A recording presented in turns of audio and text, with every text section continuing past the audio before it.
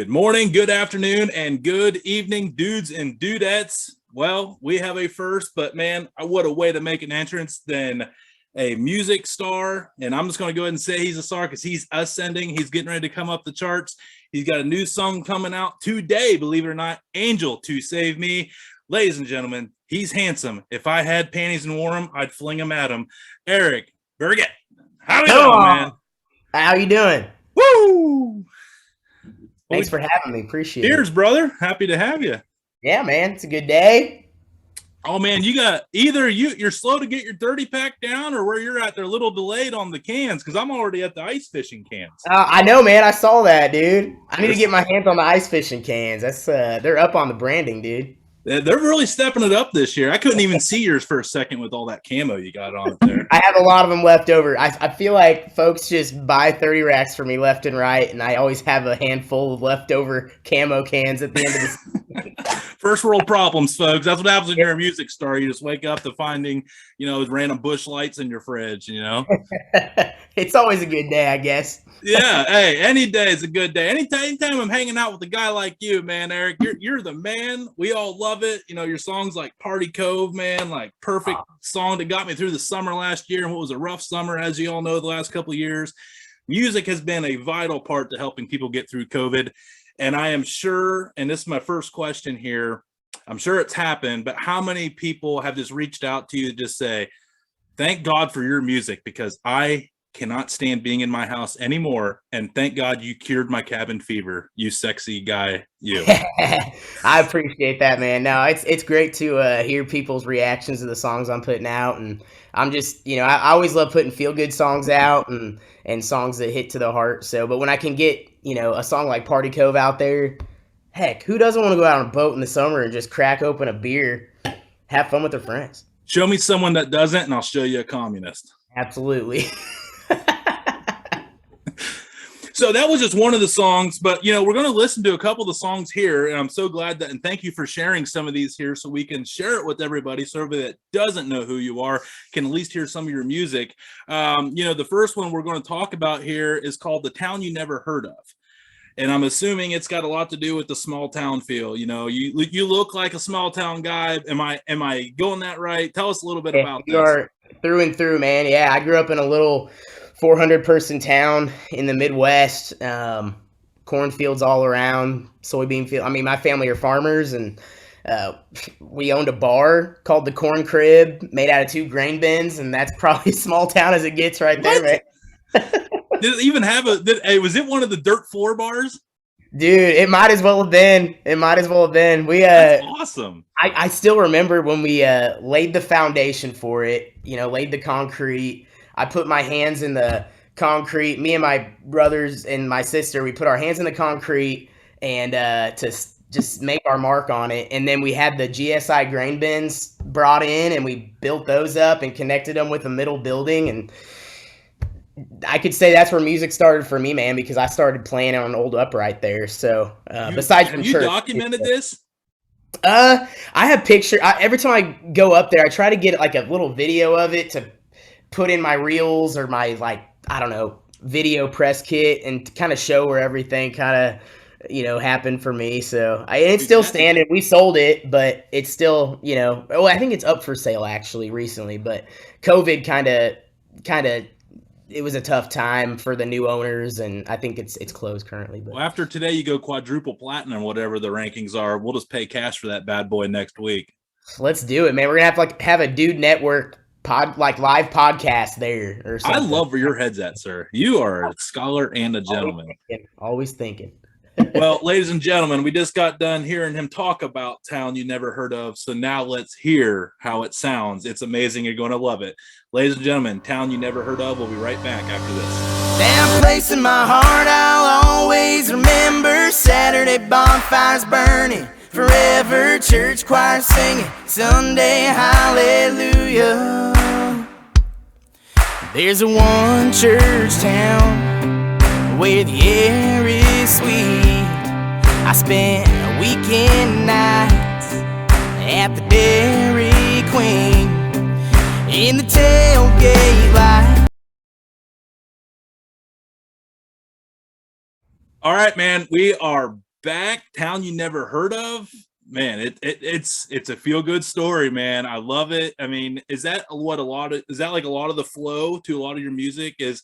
I know you're a big keyboard guy, which is a little different in today's society, especially everyone thinks country. You're thinking, Colder Wall out there with a one-man band with beating on the drum, playing a strum, and you're out there jamming out on the keyboard. So tell us about your different flavor. What makes you different from a lot of other recording artists? Yeah, man. So, obviously coming from a small town, I have a lot of stories, and I think I have a story to tell, as an artist. I just want to, prove to folks that, no matter where you're from, if you're from a small town or from a city, you can chase your dreams. You can, really just, spread your roots no matter where you're from. And that's kind of what I believe in. And being a keyboard player, yeah, man, I played guitar for a very small period of time, and I just didn't feel right behind a guitar. Right. Once I put my keys on the piano, I'm there, man. Like I grew up on Billy Joel. I grew up on Bill Vassar later in life. I love all that piano centric kind of music that the piano pops out of the woodwork. You hear this honky tonk piano, and just something always brings me back to like the corn crib, that small honky tonk bar that I grew up in, and it's a beautiful thing for me, man. So I just want to share that like emotion with no matter where I play. So that's amazing, man.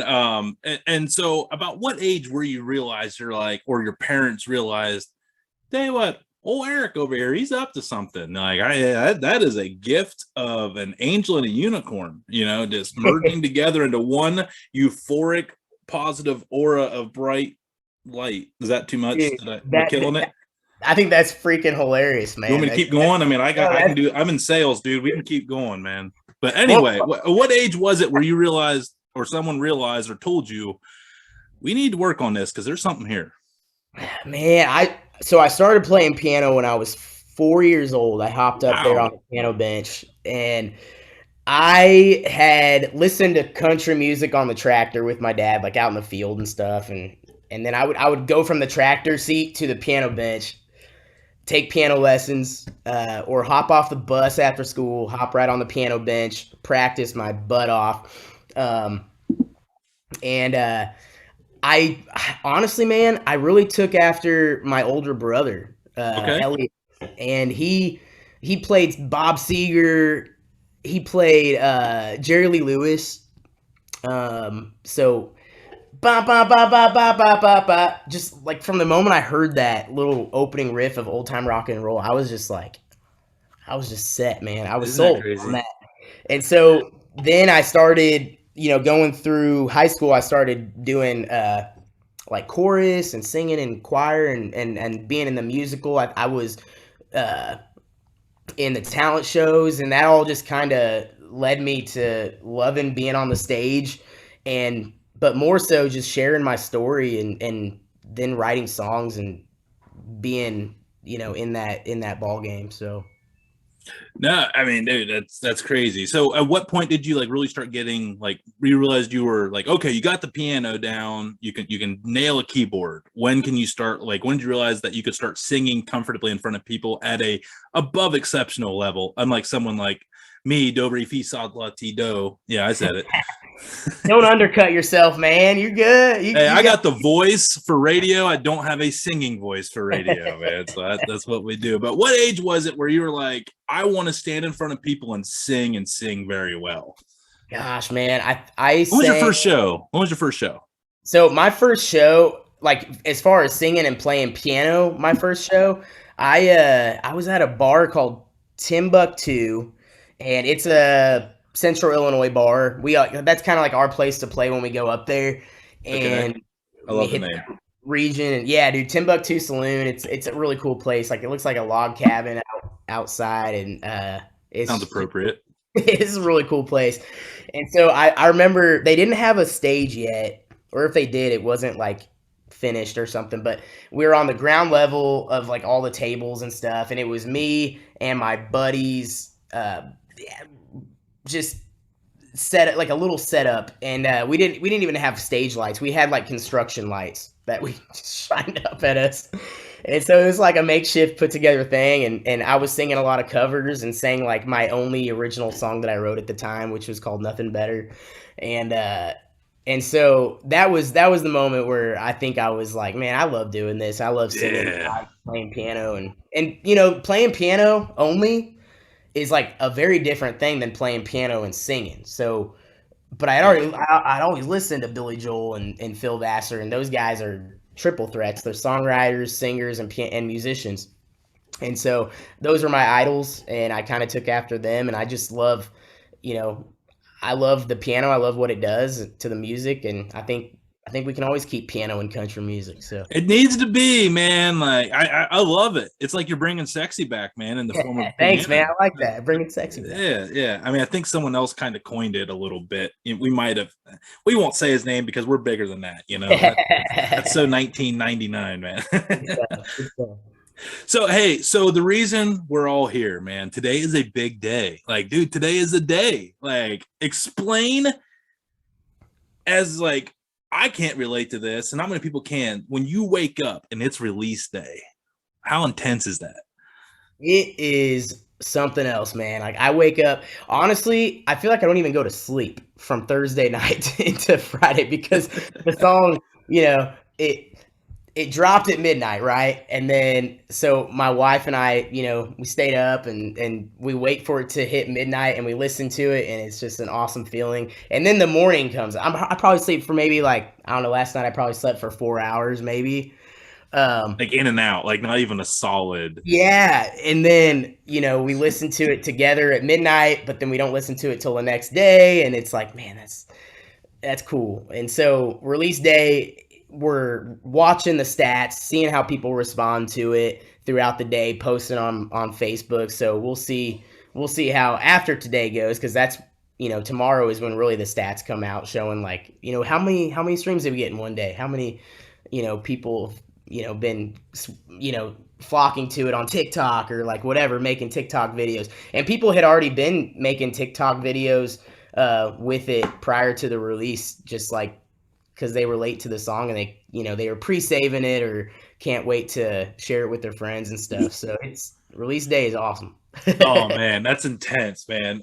So the song coming out is called "Angel to Save Me." Tell us a little bit about. We're gonna listen. You blessed us to have an excerpt here of your music video, which is phenomenal. It looks awesome. Thank you. You look good, just drenched in water. By the way. Thank you. Funny story behind that. We can talk about that later. Yeah, we'll get to that. Let's talk about "Angel to Save Me," what the song's about. We'll watch a little bit of video. Then I want to talk to you about what goes on in that video here and some funniness, because there's got to be some funny excerpts from it. Tell us about "Angel to Save Me." It's a beautiful song.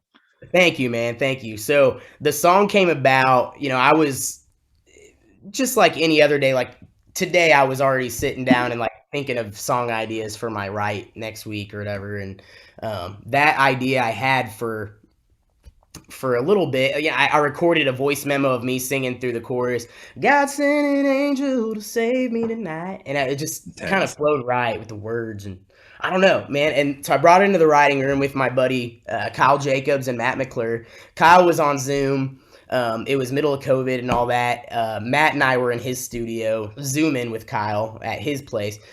And that was the first idea I threw out. I'm like, I kind of have this idea. So I sat down at the piano, started singing through it, and lo and behold, we started writing to that hook, man. And I think the main idea behind it is, you know, if you've gone through breakups or whatever in the past, don't give up hope, because you never know when, like, we've all been there, man. And you feel believe like, it or not, women have left this beautiful face in my life, man. I mean, can't believe that, man. Shame on them, fools they are. But yeah, they are. Yeah, but I know though, that first heartbreak is the worst, dude. You know, like there's got to be something better, bigger and better for you out there, and so don't give up hope. You know, it might seem like luck ain't on your side, but no matter where you're at, what situation you're in, it could pop up out of nowhere. And so, and that was kind of the case for my wife and I. So we started dating about 10 or 11 years after we've been friends for like 10 or 11 years, and then we started dating. So she and I had already we knew each other well.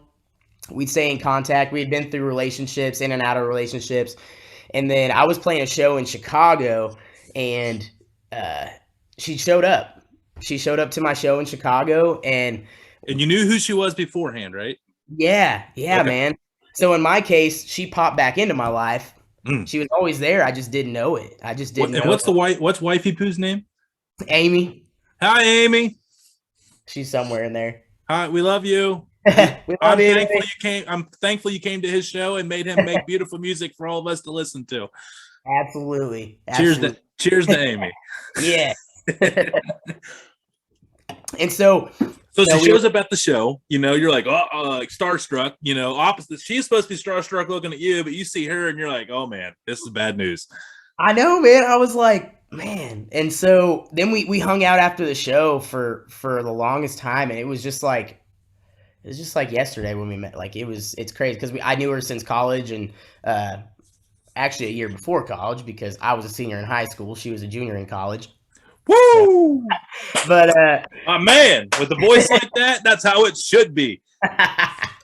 So man, but then lo and behold, we started dating shortly after that, and then we got married. So we've been married for 3 years. And congratulations! What one moment? Thank you, man. And that moment you meet somebody or re-meet somebody, it seems like a short period of time, but then they take you on the long run, and that moment lasts forever. So I mean, that's basically what the song's about. So it's amazing what we're not without our wives, isn't it? Yeah, man. I know. They buy us beer, put it in the fridge. mean, and your song like Angel to Save Me, like I know like my beautiful wife Alyssa, like I was a bachelor living that bachelor life. And like when I met her, gone, like didn't even have to ask. Like, you just like, let's do it. Like I'm ready to change everything for you. Like it's amazing. Yeah. It's crazy. I love it. I love the story. I want to talk about this video. So we're going to take a little break here and we're going to take a look at the premiere of Angel to Save Me by Eric Burgett.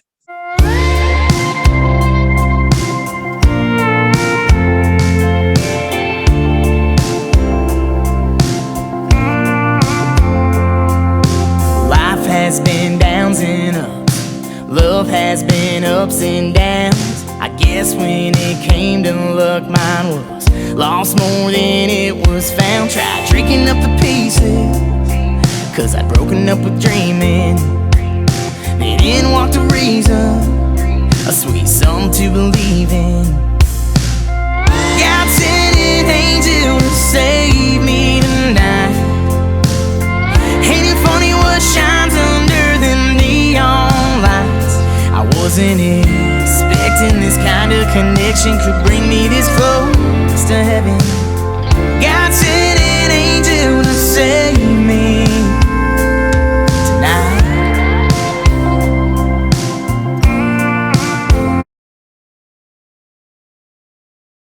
Wow, Angel to Save Me. What I can't wait for everybody to get off here and watch the full video because I know that's just a small teaser there. But man, it's intense. That is a good song.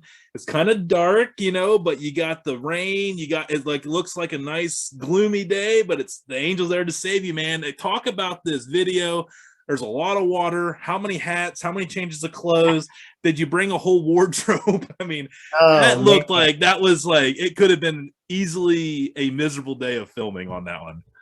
Dude, it was a spur of the moment decision. Like honestly, my wife kind of had the idea.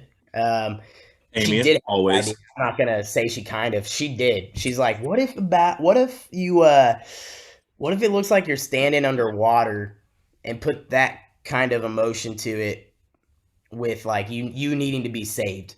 Aside from what the lyrics actually mean, which is like, angel to save me from being lonely, angel to save me from being unlucky, all that stuff from my previous relationships, whatever. Take me on the long run. And I think that kind of keeps the intensity going, and I think it keeps drawing the listener in. So what we did was we could have had the water hose hanging over my head, but we just renovated our house.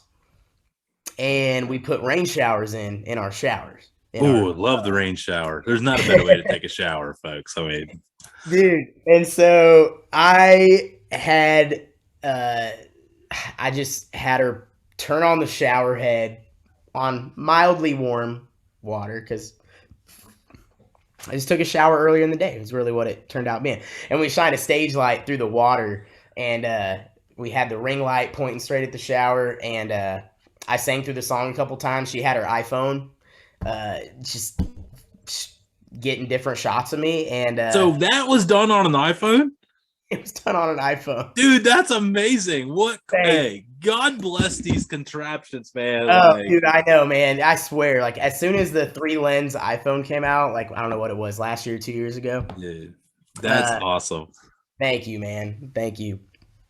Hey, you wouldn't know it on an iPhone. I'd be telling everybody like, "Oh man, $2 million we paid." You wouldn't believe the size of the water truck they brought in on this thing. I know, man. I just can't wait for more people to find that out, and y'all are the first to really know that. So I feel special sharing that with y'all on the Dude Network for the win. Breaking news, man. Well, I'm not trying to say it's going to be a big year in 2022, but we're already breaking news. So, I mean, just saying. We're in. We are in. We got to the 2022. We're ready to roll. This is my first podcast interview of the year. I'm pumped, man. So thank you. Well, hey, no, we're first music guest on the Dude Network, man. Like I'm amazing. I'm amazed to have you. I'm not amazing. You're amazing. I'm amazed to have you on here. We're just two amazing guys. Let's just two amazing dudes being dudes drinking Busch lattes. Let's go. Anyways, Eric, this song's amazing. I know it's going to perform well. If anybody talks anything, you send them my way. This is the Dude Network. We're nationwide and sometimes even global. So if you're in Ireland or Switzerland, you getting any problems, we got you there too. But you send them our way. We have a meeting of minds. We make people come to their senses. No, I'm just. I don't think we have to have that conversation, though, man. Because "Angel to Save Me" is fire.